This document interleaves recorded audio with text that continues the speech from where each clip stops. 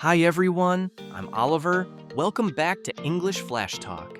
Today we're tackling a situation that makes almost everyone break out in a cold sweat. The job interview. Oh, absolutely. Hi guys, I'm Sophie. Even if your English is great, the pressure of a high-stakes interview can make your brain freeze up. You want to sound professional, but also like yourself. Exactly. It's about finding the balance between being polished and being genuine. Many people try to memorize a script, but then they sound like a robot. We want to help you flow through the conversation. So, Oliver, let's start at the very beginning. You walk into the room, or maybe you log on to the Zoom call. The first thing they usually say is, "Tell me about yourself." It's such a vague question.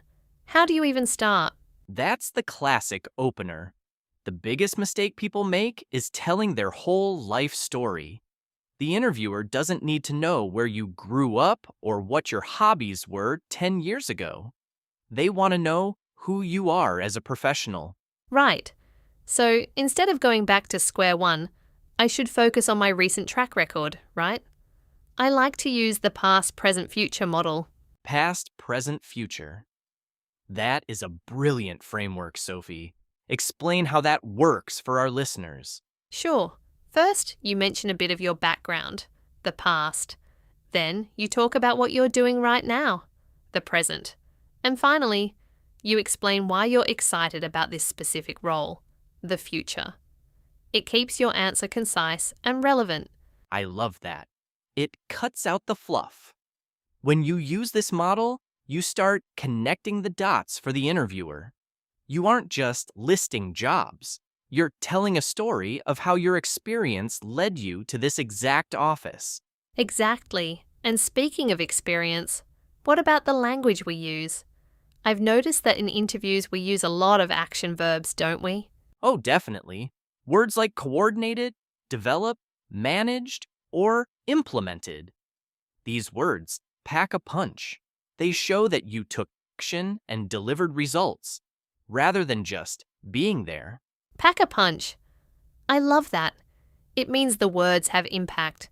It sounds much better to say, "I managed a team of 5," than just saying, "I was a manager." It feels more dynamic. It really does. But wait, before we move on to the difficult questions, we have to talk about body language, even if it's a video call. You're so right, Oliver. Body language is huge. Even through a screen, if you're slouching or looking away, it sends a message that you're not fully present. I always try to sit up straight and look directly at the camera. Exactly. Looking at the camera is the digital equivalent of making eye contact. It builds trust. But let's get down to business and talk about the tough questions. You know the one. What is your greatest weakness? Ah, the dreaded weakness question. It feels like a trap, doesn't it? If you say, "I don't have any," you look arrogant. But if you say, "I'm always late," you probably won't get the job. Ha ha. Definitely don't say you're always late. The secret to this question is to choose a real weakness, but one that you are, hence, actively working on. It's about self-awareness and growth. So, for example, I could say, "In the past, I struggled with delegating tasks because I wanted everything to be perfect. But recently, I've started using project management tools to trust my team more." That is a textbook answer, Sophie. You identified the problem, you showed the solution, and you demonstrated progress. You turned a negative into a positive. It's all about the spin, right? Spinning a story means presenting it in a favourable way. But Oliver, what about when they ask about a time you failed? That one is even scarier for me. It's scary because nobody likes to admit they messed up. But interviewers value honesty. They want to see how you bounce back from a setback. Did you blame others, or did you take responsibility? Bounce back. That's a great phrasal verb. It means to recover quickly. I guess the best way to answer is to focus on the lesson learned, rather than the mistake itself. Precisely. Use the STAR method. Have you heard of that? situation, task, action, and result. It keeps your story on track so you don't ramble. Ramble? That's when you talk for too long without getting to the point, right? I've definitely done that when I'm nervous. The STAR method sounds like a lifesaver. It really is a lifesaver, Sophie. If you follow STAR, you won't get lost in the weeds. But once you've answered their questions, the tables turn. The interviewer usually asks, "Do you have any questions for us?" Oh, I used to hate that part. I used to think, no, I just want to leave and stop sweating. Haha. But now I realize that saying no is a huge missed opportunity. It makes you look like you're not actually interested in the company. Exactly. It's your final chance to show that you've done your homework. You should aim for questions that show you're thinking ahead. For example, what does success look like for this role in the first 6 months? That's a killer question. It shows you're results oriented. I also like to ask about the company culture.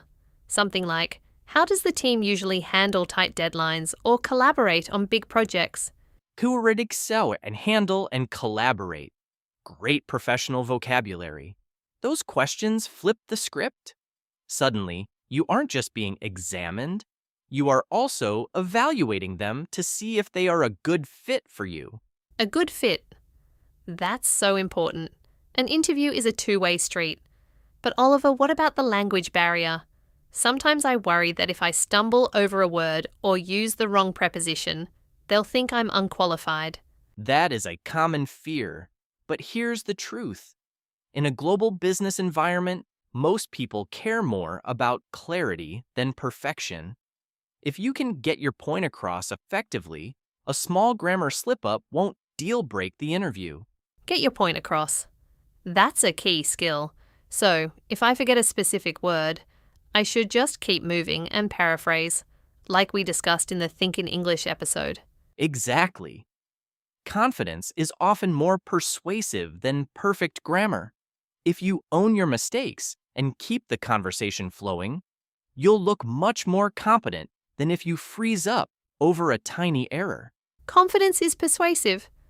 I'm going to take a deep breath and remember that next time. But wait, we can't forget the aftermath, the follow-up email. Ah, yes, the follow-up. Many people think the interview ends the moment you leave the room, but the follow-up is where you can seal the deal. Seal the deal. I love that idiom. It means to finalize an agreement or make a victory certain. So, how soon should I reach out after the interview? The golden rule is within 24 hours. You want to stay fresh in their minds. A short, polite email thanking them for their time goes a long way. And it's not just about saying thank you, right? I usually try to mention something specific we discussed.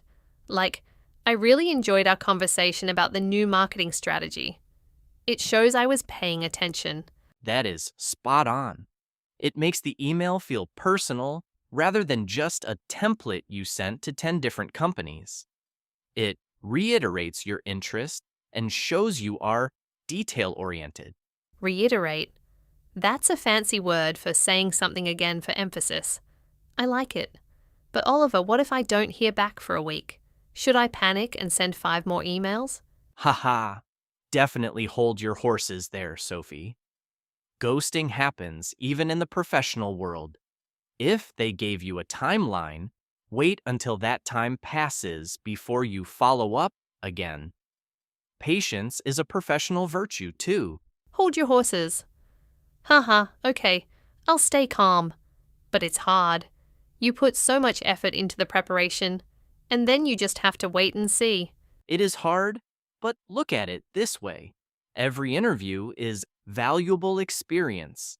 Even if you don't get the job, you practiced your professional English, you refined your stories, and you became more comfortable in a high-pressure environment. You're right. It's a win-win situation regardless of the outcome. I feel much more empowered now. I'm almost looking forward to my next interview. That's the spirit. When you shift your mindset from being tested to sharing your value, the whole ganabab of the interview changes. Sharing your value. I really like that perspective, Oliver. But what about the salary talk? That's probably the most awkward part of any interview. When is the right time to bring it up? Ooh, the money question. That's a delicate one. Usually, it's better to let the interviewer lead the way on that topic. If you jump the gun and ask about salary in the first 5 minutes, it might look like you only care about the paycheck. Jump the gun. That's a great idiom. It means to start something too early. So I should wait until they mention it? Or perhaps until the second interview? Exactly. And when they do ask, what are your salary expectations? Don't just throw out a random number. You need to do your research beforehand. Check websites like Glassdoor or LinkedIn to see the market rate for that role in your city. Market rate. Got it. So I can say something like, based on my experience and the current market rate for this position, I'm looking for a range between X and Y. It sounds much more data-driven than just guessing. Data-driven. Perfect. It shows you're a rational professional. And if their offer is lower than you hoped, don't be afraid to negotiate. You can discuss other benefits like flexible hours, remote work, or professional development courses. That's true. It's not all about the cash. Work-life balance is a huge perk these days. Oliver, what if they ask a question that is just totally unexpected? Like, if you were a kitchen appliance, which one would you be? Haha, those curveball questions. They aren't testing your knowledge of appliances, Sophie. They are testing your creativity and how you think on your feet. Think on your feet. I love that. It means to react quickly and think clearly in a difficult situation. So, if I said, I'd be a coffee maker because I boost everyone's energy in the morning, that would be a solid answer. Ha! That's a brilliant answer. It shows you're a team player and you have a sense of humor. It's much better than just staring at them in silence. I feel so much more equipped now. From the opening line to the curveball questions and the salary talk, I think I'm ready to go. You definitely are. But before we wrap up, let's touch upon the final thank you during the actual call. Exactly. Before you log off or walk out of that room, the way you say goodbye is your last chance to leave a lasting impression. Don't just rush out because you're relieved it's over. Lasting impression. That's so true. You want them to remember you as someone professional and gracious. I usually say something like, "Thank you so much for your time today. It was a pleasure learning more about the team and the vision for the company." That's classy, Sophie. It shows respect and maturity. And here's a pro tip. If they haven't mentioned it yet, you can ask about the next steps. Something like, could you tell me a bit about your timeline for the hiring process? Oh, that's smart. It shows you're proactive, and it saves you from checking your email every 5 minutes for the next 2 weeks. You know exactly when to expect an update. Precisely. Proactivity is a quality every hiring manager looks for. Well, Sophie, I think we've covered a lot of ground today. From the initial handshake to the tricky follow-up. We really did. I feel like we've demystified the whole process. It's not about being perfect. It's about being prepared and communicating your value clearly in English. Exactly. And for our listeners, remember, an interview is just a conversation between two parties looking for a solution. You're that solution. What a powerful way to end, Oliver. Thank you all for tuning in to this episode of English Flash Talk. We hope these insights give you the boost you need for your next big career move. We believe in you. If you have an interview coming up, let us know in the comments. We'd love to cheer you on or hear about the questions you're most nervous about. And don't forget to like this video if it helped you feel more confident. Subscribe to join our global community of learners and hit that bell for your next flash of English. Keep practicing, stay confident, and keep your head up. You've got this. We'll see you in the next one. Good luck with your interviews, everyone. Take care. Bye-bye.